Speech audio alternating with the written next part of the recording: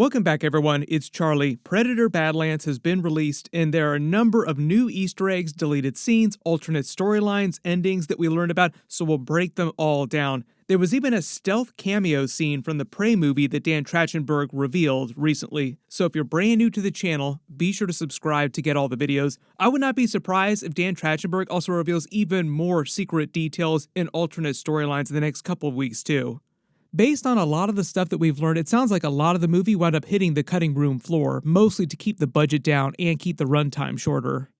Just starting with the secret cameo scene. So literally at the beginning of the movie, there is a blink and you'll miss it scene featuring Amber Midthunder's Naru character from the Prey movie. Dan Trachtenberg confirmed this recently. You're not able to actually make out her face, which is why I think that most people probably missed it. And even though I've seen it a couple times in theaters, I also missed her face too the first time.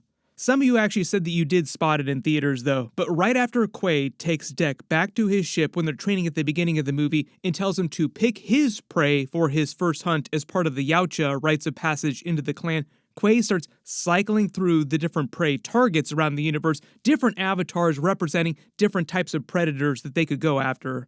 He starts with a giant scorpion-looking creature on a different world, then a giant lizard-like dinosaur-type creature on yet another world, and the third one that he cycles to is a girl with a spear, long hair, and it's meant to be Naru, and the planet is meant to be Earth.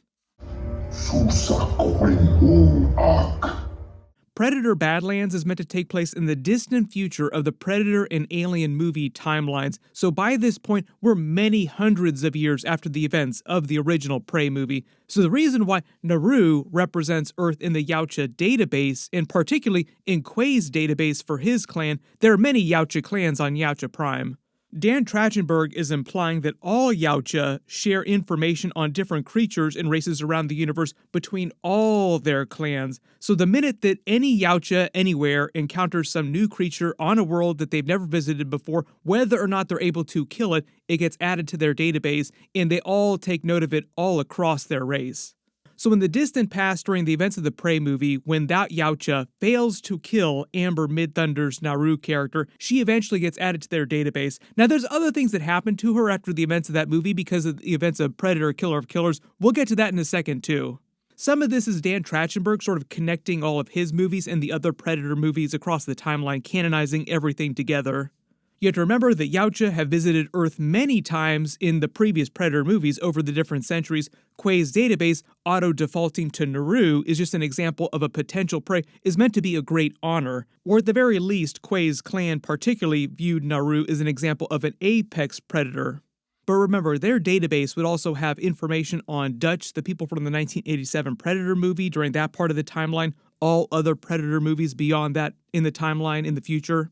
The Yautja would know all about Weyland Yutani during the events of the movie. When Deck returns to Yautja Prime at the end of the movie to prove his hunt was successful and take his father's cloaking device that he's earned by completing the hunt, he throws Tessa's inactive head as his trophy. If it wasn't clear, his father knows what it is, like, oh, this is a Weyland Yutani synth. He's only surprised that Deck returned it all and why he chose this as his trophy. Like, why this? Why not something else, like a traditional humanoid creature or a giant creature? The other reasons Dan Trachtenberg used the Naru cameo scene was because this movie might not be a direct sequel to the Prey movie in a traditional sense, but both Prey and Predator Killer of Killers are meant to be canon to it, and during Killer of Killers, they revealed that other Yautja eventually came to capture and put Naru into cryo. I think the idea that Quay's database uses Naru as the avatar for humans on Earth implies that it was actually Quay and Deck's original clan, like his father's clan, were the ones that would go back and capture Naru and put her into cryo in the first place. Meaning that the Yautja that she killed during the Prey movie was one of the ancestors of Deck's clan. There was also the post-credit scene with Arnold Schwarzenegger's Dutch, Danny Glover's character from Predator 2, many other prey that the other Yautja had hunted, not just from Earth, but from many worlds, that they de-thaw periodically, forcing them to fight in the arena on Yautja Prime. That was all Killer of Killers stuff. Basically the idea that Yautja clans would box up and store the most dangerous prey that they previously fought, or other Yautja died trying to fight. This is also meant to imply that at some point they would bring these characters back in future sequels at some point in some way. Dan Trachtenberg also revealed that he just started talking to Arnold Schwarzenegger about coming back as his Dutch in future movies. It's also the reason why, if you watch Killer of Killers when it was first released, they didn't have this Dutch post-credit scene. That wasn't added till later because when they first released it, they revealed that they didn't have the actual contracts for Arnold Schwarzenegger and Danny Glover's character showing up in the movie done yet. They were still working out the deals for that. And one of the other bigger reasons for the Naru cameo scene, I think, in Predator Badlands is because Dan Trachtenberg said he was originally going to make Naru Deck's companion in the movie instead of Elle Fanning's Thea. So I think the idea is that this Killer of Killers scene originally was meant to tease them unthawing her and her going on the hunt with Deck during the events of the movie. I think the idea is that she would have escaped captivity at some point and gone on the run and then crossed paths with Deck and putting them on the same path together. So they're both escaping for similar reasons. They're both about to be killed by the other Yautja. Then presumably the movie would have ended in a similar way, with them forming their own little clan together. What wound up changing, though, is Dan Trachtenberg said he decided to save Naru coming back in live action for a more direct Prey sequel, which he's still working on in the background. He has an idea for a more direct sequel set right after the events of that movie with her character. Probably also paying off that Killer of Killers post-credit scene where Deck's ancestors then show up later to box her up and put her up in cryo. Then eventually allowing her to exist in the future timeline with Deck and the other characters that are alive in the distant future. I think the way that he was talking about it, Dan Trachtenberg said he does have an idea for his Avengers Endgame version of a Predator universe movie. What is the true endgame for this Predator movie timeline that he's working in? So I think that's part of the reason why he decided to do something completely different with this Weyland Yutani Synth Elle Fanning's character, those characters crossing over and teaming up with a Yautja. Just to put these movies on the path of that Avengers Endgame thing that he's working towards at the end of the timeline. Also kind of sounds like a very Disney type of thing for him to do because Disney also owns the Predator franchise, the Alien movie franchise, as well as the Marvel movie franchise. So no surprise people use the term Avengers Endgame to describe their huge crossover movie at the end of the timeline for whatever they're building towards. In order to keep the budget on the movie down, they actually kept it pretty short, so there was a lot of material that they did not release in the actual theatrical cut that they're releasing separately. So there's an entire prequel story that explains Deck's backstory, the backstory of his clan, his father, why his father wanted him cold at the beginning of the movie.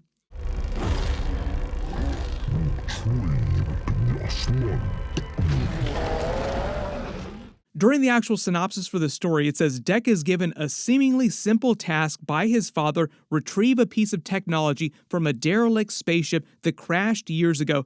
Inside, however, an ancient and deadly threat lies in wait. Now the predator will become the prey. Also sounds like a lot of alien movie vibes too, like you find derelict spaceship with advanced alien culture inside that's going to do you harm. But in the actual preview for the story, it shows him fighting a techno-organic creature. There are a lot of techno-organic races inside science fiction movies in general, a lot of other franchises, so you can draw whatever references you want. What other franchises is Dan Trachtenberg canonizing to the Predator movie franchise with these techno-organic creatures in the universe? You can kind of see why that didn't make it into the theatrical cut of the movie. That would have cost them a ton of money with special effects, visual effects, so it just made more sense to release it as a comic book. Generally, though, it sounds like the vibe is that Deck barely survives this hunt that he's given by his father, or he's not successful for some way, and for failing his hunt, that's why his father declares him a lost cause and wants him to be killed at the beginning of Predator Badlands. Well, you failed the task that I gave you, so that's it. That was your last chance. There are a couple of flashbacks that Quay and Deck mention at the beginning of the movie that didn't make it into the theatrical cut either. When Deck finds his childhood toy that his brother has kept, it's meant to explain how he lost his tusk, which they talk about. He saved Quay, his brother, from being killed by the child's toy when they were children. It's meant to be the setup for the payoff later when Deck and Thea get the Weyland Yutani Synth to kill itself by activating the toy close to its face. You could also make the connection to the Broken Tusk character from Alien vs. Predator because he and Deck both had the same broken tusk. They're both the leaders of their clans. There were also a lot of people that were wondering about the Wolf Predator too from those movies. You could make the connection to all the Wolf Pack references too, but Dan Trachtenberg has said that he's not very fond of the Wolf Predator character from those movies, so it's not meant to be a direct tie to that. There were also a couple early reports during the making of the movie with people on set saying that they were going to make Deck blind in one eye to make him even more disabled, weaker in the eyes of his father, but seemingly they backed off that in the final cut of the movie because in the theater I didn't get any vibes that he was blind or couldn't see in one of his eyes, like he seemed totally normal in that sense. Mostly the idea is that he was just much smaller physically than other predators. He was literally and metaphorically the runt of their clan. They revealed early on there was an entirely different version of the movie that they had started with that would have had Deck existing during the 1940s and going to Earth to hunt Nazis. They didn't say exactly what the prey of the movie was going to be, like the specific target that he was after, only that he would just be ripping through legions of Nazis. Mostly because they wanted to have Yautja be the protagonist of the movie in a way that they'd never been before. Typically, when Yautja show up in Predator movies, they are the villain and the humans are the protagonists. How do you make Yautja seem like a protagonist? Putting him up against somebody even worse, a Nazi, would be a really easy way of doing that. They wound up using the Weyland Yutani Corporation as the main villains in this movie. Typically, they're the villains in all Alien movies, so that wasn't that big of a change, making them the villains. When you really think about it, though, it's actually the mother supercomputer that's the real main villain here because it's finger puppeting everything that the synths are doing and the people that work for the corporation. Maybe at some point we'll see Mother go full Skynet and give us some Terminator-style Predator-Alien type of movie. None of the Alien movies have really dealt with that. Like, they started to tease it a little bit with all the AI subplot, the hybrids and the synths during Alien Earth, but not that much. Data transfer at 93%. You don't know? There are a number of Easter eggs for Mother during the events of Predator Badlands. Like, even during the course of the movie, you actually see that it upgrades itself to a better, more powerful version from the start of the movie to the finish of the movie. So it's always constantly giving itself firmware updates. Just makes sense that at some point, Alien Earth seasons or Alien movies will deal with this at some point or explore it in some bigger way.